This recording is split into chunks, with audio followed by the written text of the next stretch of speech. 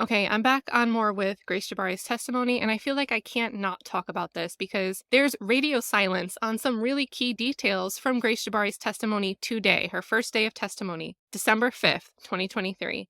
In my opinion, these details are damning for her story and the prosecution's case. Now, we're getting this reporting from Dani, and I just double checked. And when I did a quick search for today, looking for the keyword Jabbari and videos, because the point of this, we're going to see that these videos were played in court. Out of these results, I only really see that the Daily Mail is covering on what happened. Beyond these quotations of he was abusive, there's a pattern of abuse, there seems to be huge radio silence on these damning details that Dani caught. So give Dani Does Law a follow on X, also on Facebook. That's where we're going to be reading this. I will link to both of her platforms in the description. So let's go through this. On the night in question, they were coming from a night at a play at BAM, Brooklyn Academy of Music, and dinner at a Japanese restaurant. Jonathan had hired a car service to take them to and from the entire night. The vehicle was a late model, black Cadillac Escalade.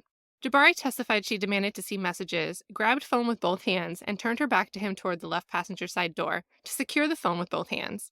And then Dani clarifies here that the text that set it off was a received text. It was sent from Cleopetra to Jonathan, which, Jabbari had said that she saw it pop up on the screen, like, a notification or whatever. Jabbari says, quote, he wasn't expecting me to take it, and that he tried and failed to pry the phone out of her hands, Jabbari stated. Dani notes that she observed Jonathan Majors sharing notes with his team during this part of the testimony. They objected to leading questioning and Jabbari not answering the question at hand. When questioned about any pain she felt from her alleged injuries, she kept referring to, quote, adrenaline and shock, and repeatedly stated that she was more concerned about who is this girl and finding out than any pain she was in. She testified she hit his arms and his shoulders as he sat in his chair. She denied scratching Jonathan in the face or arm, but there's pictures of that, so can't wait to see how that goes on cross-examination. Jonathan ordered the driver to stop the car and proceeded to try to exit the Escalade. Dani knows that this is where the people played all the videos in question.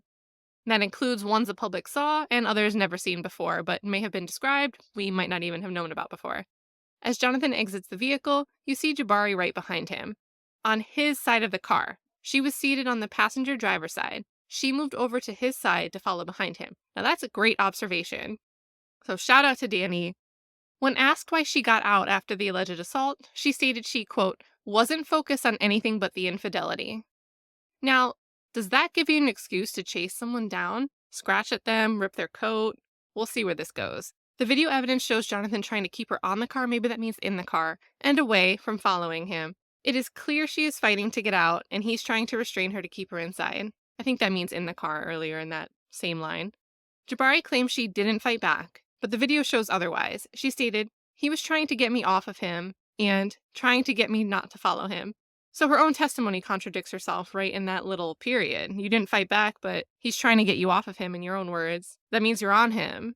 Video evidence shows Jonathan is unsuccessful after 3 tries to keep her in the car, and so he runs up the street to get away from her. Jabbari testifies, he kind of was running away.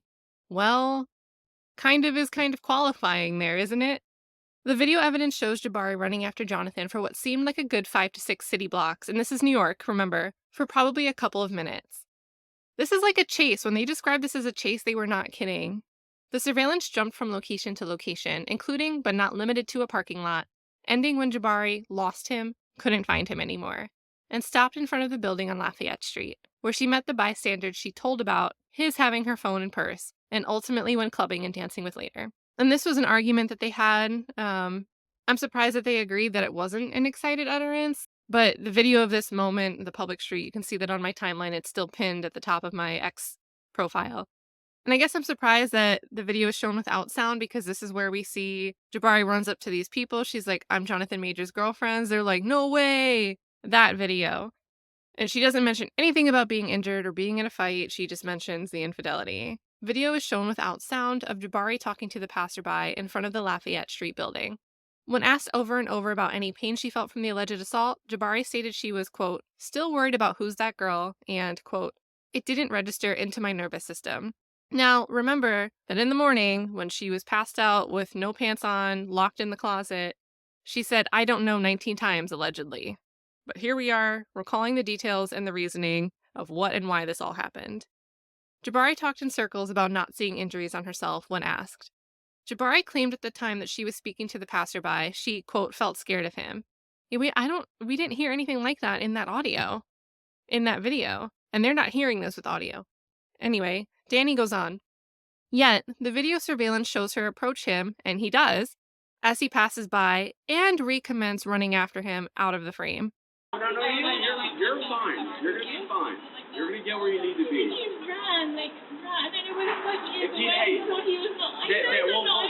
okay, then you have to put that on him. That's his fault.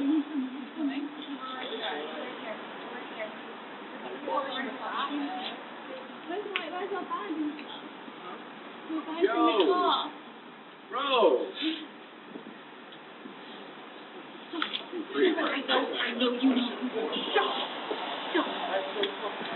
Jabbari testified that she followed him again because he was still her boyfriend. Well, that sounds controlling, and you just alleged for the morning of your testimony that he controlled you.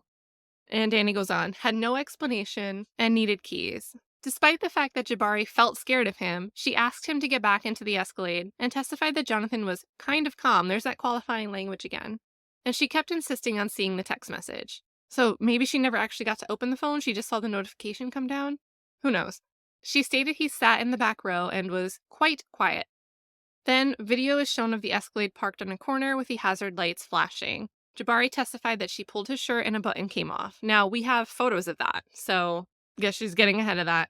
Jonathan told her, "You can have the car, I'm going to a hotel," and then he, quote, ran away again. And she keeps describing this as him running away.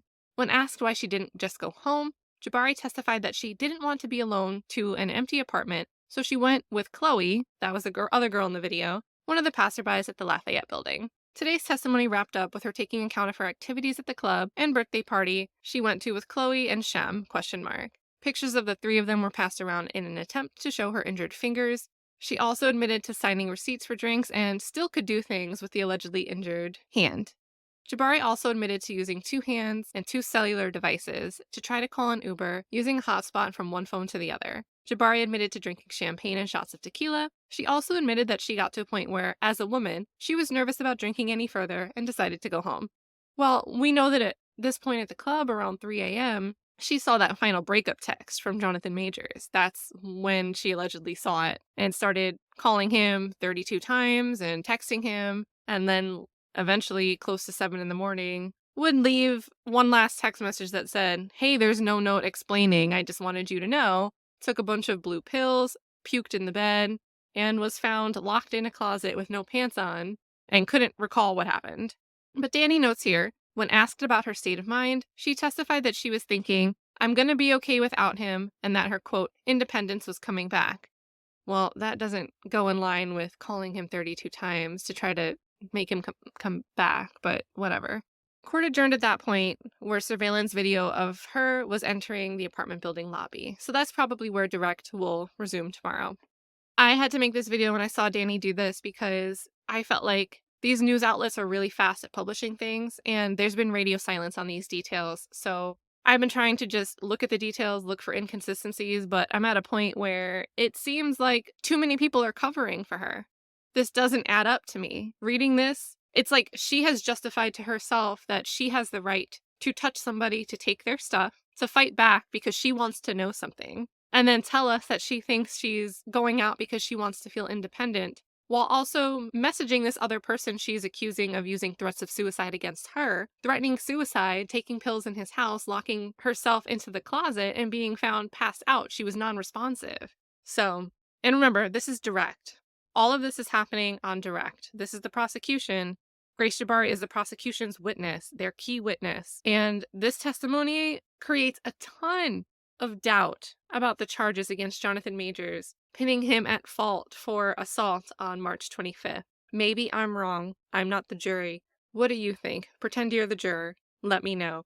When I just searched now, it is 8:32 p.m. The Daily Mail is the only one details about... I see all these pictures here. But they're the only ones that are recounting these details that we just read. You know, she says, "I felt a heavy thud on top of me. What I knew to be the weight of him, and trying to pry the phone out of my fingers, but I was going into protective mode. I curled over and felt him yank my arm. He was trying to pry the phone out of my hands. When that wasn't successful, he put his arm behind my back, putting her right arm behind her back. Jabbari said Majors began peeling her fingers off the phone and he was twisting my arm, my hand. He was trying to make me feel pain, just felt excruciating. Well, maybe he was just trying to get his phone back because you grabbed it from him. Next, I felt a really hard blow across my head, making a swiping motion over the back right side of her head. It took me aback. I was in pain, but I was thinking, who is this girl? I said, just show me it. If it's nothing, are you cheating on me? I was upset, confused. He has his arms out. He was pressing me everywhere it could reach, it felt. Jabbari couldn't fend off Majors because he was, quote, very strong. I couldn't move, she said. He was using his hands and his arms to force me, everywhere. My face, my arms, my neck, my chest, my head. I tried to hit his arms away. I was hitting like that, using both arms to indicate she slapped him. Asked if she scratched Majors, Jabbari said no. Majors ordered the driver to stop, and then turn around and push her back into the car, Jabbari said. And this is where they start seeing the security footage, where Majors can be seen lifting Jabbari up and putting her back in the car as she tries to get out. He walks to the sidewalk and then runs off, with Jabbari running after him. Describing what was happening, Jabbari said, he was trying to make me stay in the car, trying to push me. My body felt very light in his hands, so it felt just like he was forcing me to stay in his car. He was holding me with his arms. My arms were by my body. He was running away. I couldn't work out why I followed. I wanted to hear, literally that morning we were talking about when we're getting married, the names of our children, and he's running away instead of saying, actually, I've had an affair. It was silence and bolting out the door. I was really heartbroken. Jabbari said she felt sad. She said everything I knew to be true was not. And yeah, so this came after all this positioning that this came after a pattern of cruel and manipulative psychological and physical abuse. And here, Jabbari did it in revenge for finding out that Majors had been texting another woman, the jury was told. That's Priya Chaudhry's argument. And I'm sure we'll get to cross-examination sometime tomorrow after the prosecution wraps up with direct. They're going to have to go through maybe the hospital visit, how Jabbari returned back to the apartment. And then I don't know if there's much else besides that. Also the text messages that she sent before and after leaving the hospital. But we'll probably get to cross-examination tomorrow, and I'm very interested in seeing how that goes after reading this. Let me know your thoughts. Have a great night, you guys.